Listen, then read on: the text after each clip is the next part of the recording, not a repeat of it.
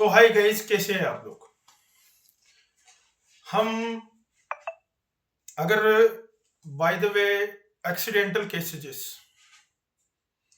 In the condition of the ambulance services centres and any cost material, किसी के accident हो जाता है, किसी की गठिया बन जाती है, किसी की एपिलेप्सी की बीमारी हो जाती है, किसी की न्यूरोनल ट्रोमा हो जाता है, किसी को आर्थराइटिस हो जाता है, किसी को बोन मेरो इन्फेक्शन हो जाता है। तो एनी ऑफ द कोस्ट, यार आपको ये पता है कि गरीब आदमी पैसा कहां से लाएगा। गरीब आदमी कमाता तो इतना है नहीं, और वो पैसों का इंतजाम करेगा कहां से। तो गवर्नमेंट ने इसके लिए क्या सर्विस लागू की थी या क्या सर्विस लागू करनी चाहिए थी, बहुत सारों ने इसका विरोध भी किया, लेकिन ये सर्विस लागू हुई।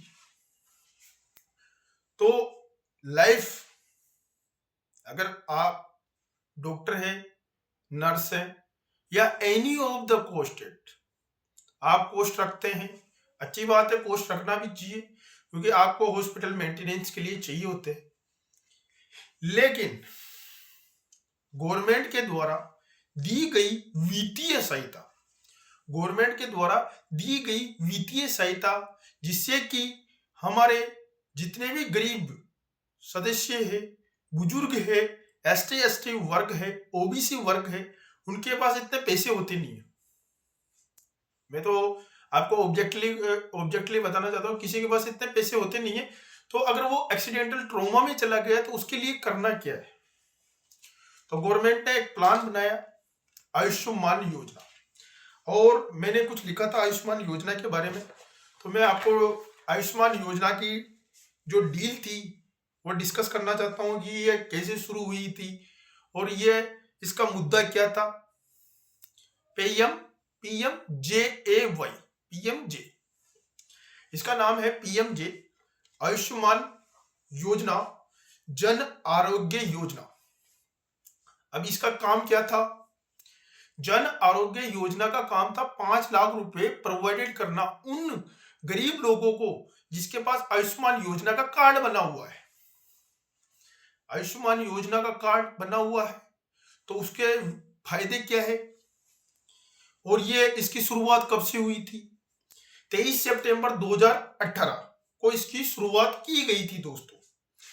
तो इसके लिए प्रमुख सुविधा क्या थी इसकी सर प्रमुख सुविधा ये थी कि स्वास्थ्य बीमा योजना, स्वास्थ्य बीमा योजना के तहत ये सर्विस लागू की गई थी, जिससे कि लोगों का इलाज किया जा सके दोस्तों।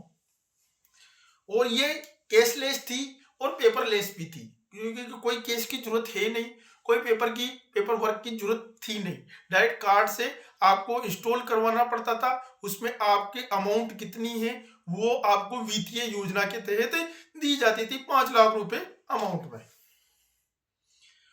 गरीब कमजोर परिवार, जो पिछड़े परिवार है, उनको ये सर्विस दी जाती थी। और इसकी 12 करोड़ से अधिक पात्र जो लोग हैं, 12 करोड़ से अधिक लोगों ने इसका लाभ उठाया था दोस्तों। तो यह निजी एवं सूचीबद्ध अस्पतालों में, माध्यमिक में और तृतीयक देखभाल यानी कि सेकेंडरी और टर्सरी, जैसे कि प्राइमरी होता है, प्राइमरी तो पीएससी होता है, सेकेंडरी सीएससी होता है, और टर्सरी सब जो जितने भी हॉस्पिटल है वो हो गए। तो सब सेंटर पीएससी और सीएससी। फर्स्ट लेवल का कौन सा होगा, सब सेंटर। सेकंड लेवल का कौन सा होगा, पीएससी। और तीसरे लेवल का कौन होगा, सीएससी, एनी ऑफ कोस्ट। तो ये सर ये बताइए कि सीएससी में और पीएससी में कितने लोग भर्ती किए जा सकते हैं। तो मैं ये बताना चाहता हूं दोस्तों कि पीएससी में से आगे आता है सीएससी। सीएससी में होता है 10,000 से लेकर 30,000 लोगों का इलाज, और पीएससी में होता है 50,000 से लेकर, माना कि आप टॉलरेट अबाउट के लीजिए 1.5 लाख के समथिंग होता है, और 1 लाख से 3 लाख का होता है सीएससी के अंदर, ठीक है। तो इसका 12 करोड़ लोगों ने इसके पात्र परिवारों को सरकारी और निजी अस्पतालों की सुरक्षा प्रदान की गई थी ताकि वो अपना इलाज करवा सके। बहुत सारी बार अभी मैं बूंदी का हूँ तो यहाँ पर बहुत सारे एक्सीडेंटल केसेस मैंने देखे हैं और लाइक दैट है कि जिससे कि मैं ये चाहता था कि ये जितने भी परिवार है इनको है ना का इनाम आयुष्मान योजना के तहत इनको लाभार्थियों को फायदा मिलना चाहिए था, लेकिन कहते हैं ना कि घोड़े गधे गधे घास खा गए तो घोड़े क्या करेंगे भाई। तो वही बात होती है। लेकिन एनी मोर किसी को तो ये सर्विस लागू करनी ही पड़ती है, जिससे कि जो कैटेगरीज आज बात चल रही है कैटेगरीज की, तो कैटेगरीज कुछ भी नहीं होती है। कैटेगरीज ये होती है कि जो व्यक्ति पढ़ा लिखा है, सक्षम है, उसको नौकरी मिलनी चाहिए यार। यूएसजी कोई कोई गलत चीज नहीं है। यूएसजी को आपने समझ के रखा है। कोई व्यक्ति यूएसजी को गलत बता रहा है, कोई व्यक्ति काला काला ये भैया यहाँ पर कोई माफियागिरी नहीं चल रही है भाई। यहाँ पर कोई माफियागिरी नहीं चल रही है। यहाँ पर चल रहा है एक आरक्षण का एक मुद्दा कि ताकि उस वे में जो व्यक्ति नाक लेकर चलते हैं ना भाई, ये नाक किसी काम की नहीं है। अगर तू पढ़ा लिखा है तो तू नौकरी लेगा। अगर तो ये वादियों से कुछ फर्क नहीं पड़ता है दोस्तों।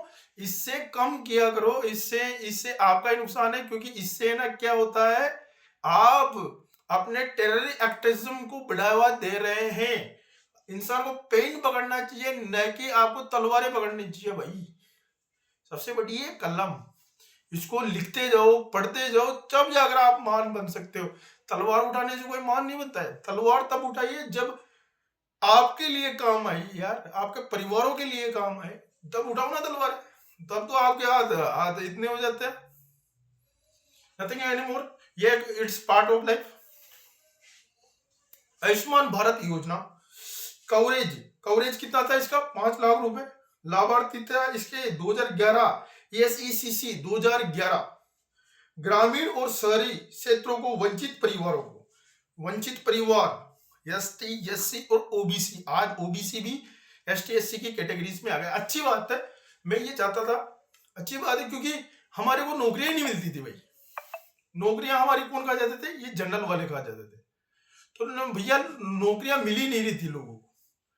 पढ़े लिखे तुम ही नहीं हो, पढ़े लिखे हम भी है भैया, ऐसी कोई बात नहीं है। अगर तुम्हारे कोई छाप ठुक के आए हो तो ये बता दीजिए। भगवान ने छाप ठोक के भेजा है क्या तुमको? अगर छाप ठोक के भेजा होता तो ये हमको बता दीजिए कि आपने छाप ठोक के भेजा था। ये राजशाही पूंजशाही, ये चूतियागिरी, इनको खत्म करना ही सबसे बड़ा इथिक्स होता है। क्या होता है, लोग बाग है ना, कहते हैं ना वो फ्रिगनिया, एक चलते हैं बोले दूसरा भी चलने लग जाता है, एक करते हैं बोले दूसरा भी करने लग जाता है। तुम एक ही परिवार के लोग हो और एक ही परिवार के लोग ऐसे एथिक्स लगा के चलते हो जिससे कि जो दूसरे व्यक्ति है उनकी वाट लग जाती है। क्या तुम, what is this, who about you? गरीब, एसटी एससी, ओबीसी, कितनी जातियां आती है ओबीसी में? ये कंफर्म करके देखना पहले, ओबीसी में कितनी जातियां हैं भाई? ओबीसी में कितनी जातियां आती है? ओबीसी में कितने मत आते हैं? ओबीसी से सरकारें बनी है, न कि किसी के 30% हो तुम भाई, कुछ भी नहीं हो। इंडिया की जो रीढ़ की हड्डी बोलना चाहते हैं उनसे ये कहना चाहता हूं, भैया तुम 30% हो, बाकी 45 से भी अब ऊपर हैं हम, बिलो भाई। सबसे ज्यादा जनसंख्या है हमारी ओबीसी वर्ग की, एसटी एससी से भी ज्यादा। पता करना, गूगल कर लेना। एसटी एससी अच्छी बात है, एसटी एससी को भी मुआवजा मिलना चाहिए।